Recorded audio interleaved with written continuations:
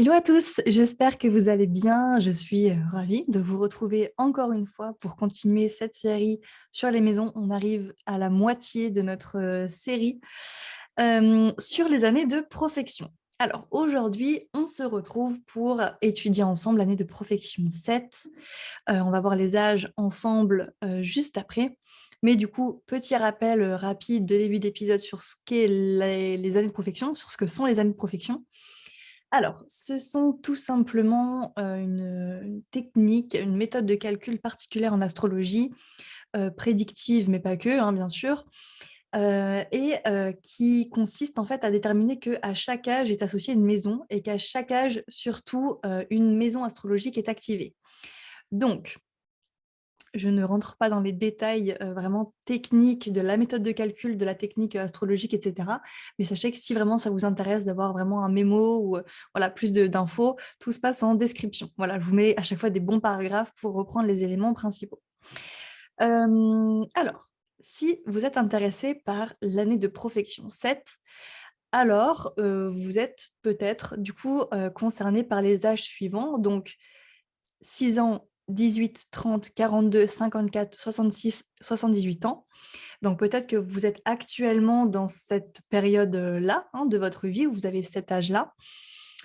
Alors, du coup, je me répète à chaque fois, mais bon, voilà, ça ne fait pas de mal.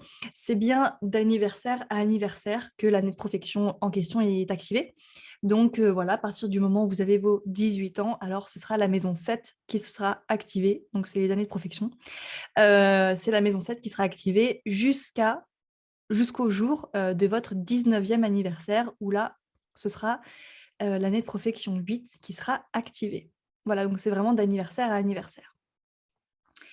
Alors, aujourd'hui, donc voilà, comme je l'ai dit, on se retrouve pour parler de l'année de profection 7, qui n'est pas une petite période, j'ai envie de dire. Bon, alors, on va toujours retomber un petit peu sur les mêmes interprétations, c'est ce qu'on est venu faire ensemble aujourd'hui, hein. Je suis là pour vous donner quelques petites interprétations.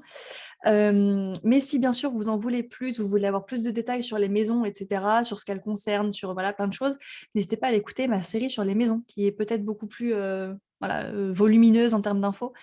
Alors, donc, pendant notre année, ah oui, j'en profite pour dire également, pour les plus avancés d'entre vous, qu'évidemment, il ne suffit pas de regarder juste la maison 7, mais vous pouvez évidemment aller regarder ce qui se passe du côté du maître de votre maison 7. Parce qu'évidemment, on n'a pas tous les mêmes cycles astrologiques. Donc, il suffit, par exemple, que votre maison 7 soit gouvernée par Vénus, par exemple, et que vous ayez Vénus en maison 2. Alors, en plus de l'année de profection 7, sera activée la maison 2, les thèmes de la maison 2. Et puis seront également activées, bien sûr, les planètes qui se trouvent dans la maison activée, hein. Si vous avez des planètes en maison 7, elles seront activées, et donc ce qu'elles dirigent dans votre thème. Donc ça y est, là, je referme vraiment la parenthèse, on peut passer aux interprétations de la maison 7. Donc, anneaux 6, 18, 30, 42, 54, 66, 78 ans, on est du coup en plein dans notre année de profection 7. Alors, la maison 7, de quoi elle nous parle? Bon, je vais commencer du coup par l'interprétation la plus connue en astrologie de la maison 7, la plus, je veux dire la plus cliché, mais en tout cas, bon, voilà, c'est la plus représentative, on va dire, de cette maison. C'est la maison des associations, du mariage, des contrats, des associations, des relations officielles. Voilà. La petite différence avec la maison 5, c'est qu'en maison 5, on sort avec quelqu'un, en maison 7, on se marie à cette personne ou à quelqu'un d'autre, hein, d'ailleurs. Mais en maison 5, c'est peut-être moins officiel, alors qu'en maison 7, oui. C'est vraiment officiel. On n'est pas forcément obligé d'être marié avec la personne, mais si c'est connu de tous qu'effectivement, on est en couple avec cette personne et que finalement voilà, on n'a pas envie de se marier, mais qu'on reste avec la personne pendant des années. Alors, c'est plus la maison 7 que la maison 5, hein.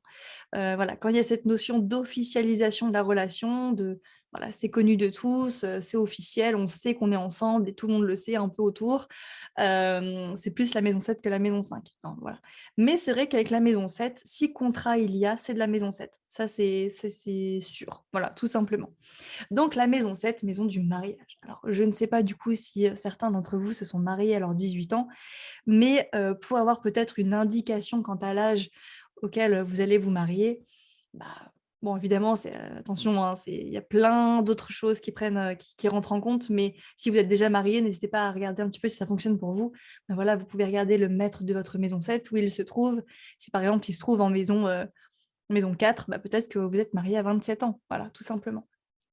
Donc maison 7, maison du mariage, voilà, donc peut-être qu'à ces âges-là, bah, on va se marier, tout simplement. Ou bien et ou, à chaque fois c'est et ou, peut-être qu'on a un contrat qui tombe, un contrat important. Ça peut être un contrat lié à une maison, donc je sais pas, par exemple un bail de location, quelque chose comme ça. Ça peut être, bah, acheter une maison. Alors la maison 7, c'est pas la maison de la propriété, hein, il faut voir si le maître de 2 n'est pas impliqué et cetera. Mais en tout cas, c'est, durant cette année-là où la maison 7 est activée qu'effectivement on pourra, signer certains contrats. Donc ça peut être des contrats de travail, par exemple, ou des choses comme ça. Tout ce qui a un rapport avec les contrats, donc bah, voilà, hein, je l'ai dit, contrat, de location, contrat de mariage, contrat de travail, contrat de séparation, de divorce peut-être aussi dans certains cas. C'est aussi, finalement, j'ai envie de dire un peu la maison 7, hein, le mariage-divorce. Donc voilà, c'est peut-être aussi une rupture de contrat, hein, l'année de profection 7, c'est tout à fait possible. Donc voilà déjà ce qu'on peut un petit peu dire sur la maison 7 et ça va aller assez vite, hein, parce qu'il n'y a pas beaucoup, de signification sur la maison 7 contrairement à par exemple la 6 ou la 12 ou voilà. Alors, la maison 7 c'est également et la 9 aussi a cette, vibe-là, c'est également la maison de la justice dans un sens, tout ce qui est légal, voilà. C'est la maison de la légalité. Donc peut-être que durant cette période, durant cette année, eh ben, on va, devoir se rendre au palais de justice, par exemple, ou, rendre des comptes, de manière légale sur, certaines choses. Alors je parlais de mariage, mais ça peut être le Pacs aussi, hein, il y a pas de souci là-dessus, bien sûr. Mais peut-être qu'on va devoir se retrouver à la mairie pour, signer des papiers ou quelque chose d'assez, voilà, assez officiel, assez légal, truc, lié à la législation.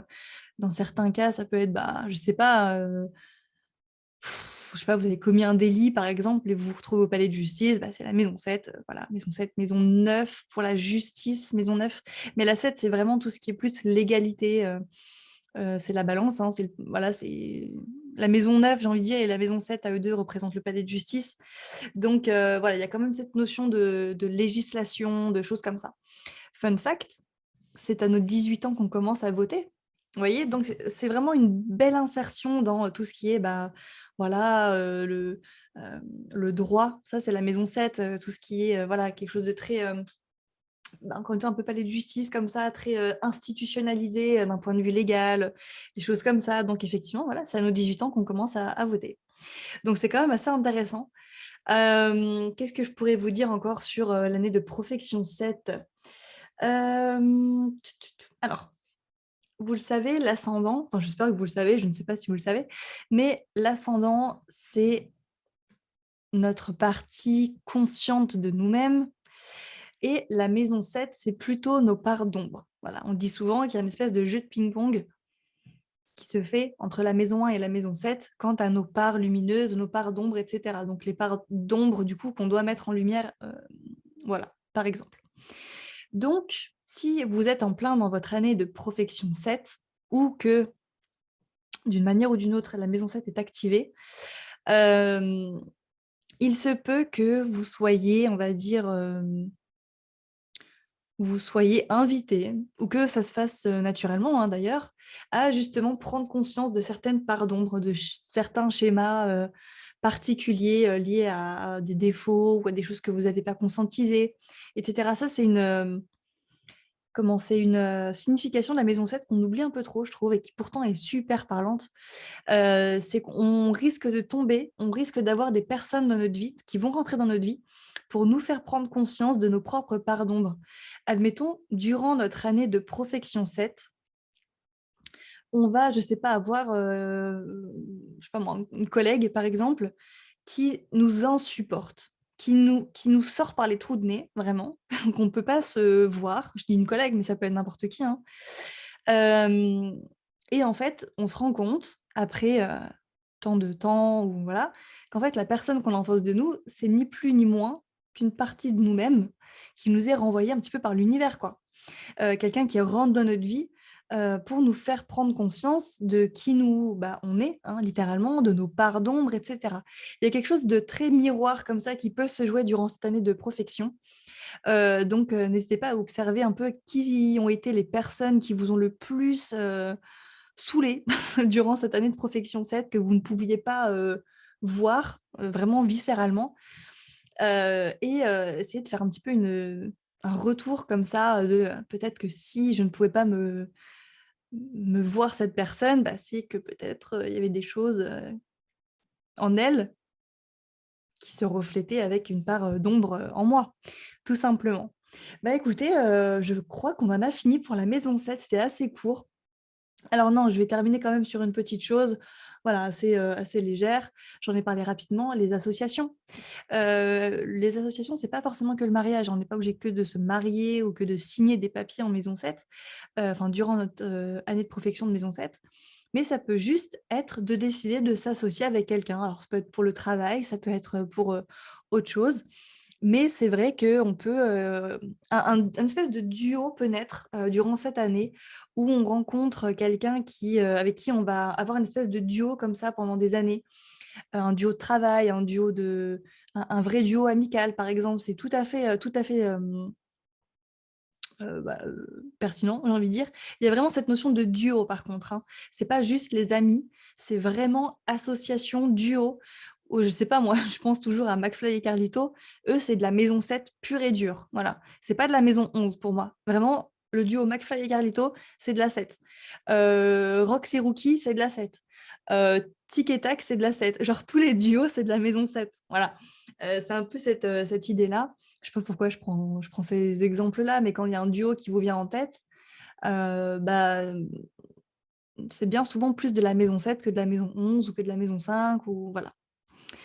Quand on est reconnu, quand on est connu grâce à un duo, à notre duo, au duo qu'on forme avec quelqu'un, c'est de la maison 7. Eh ben, écoutez, je crois qu'on en a fini pour cette, petite vidéo assez courte. J'espère qu'elle vous a plu. On se retrouve bien sûr en commentaire ou la semaine prochaine voilà. Je vous souhaite une très belle journée et à très vite. Salut.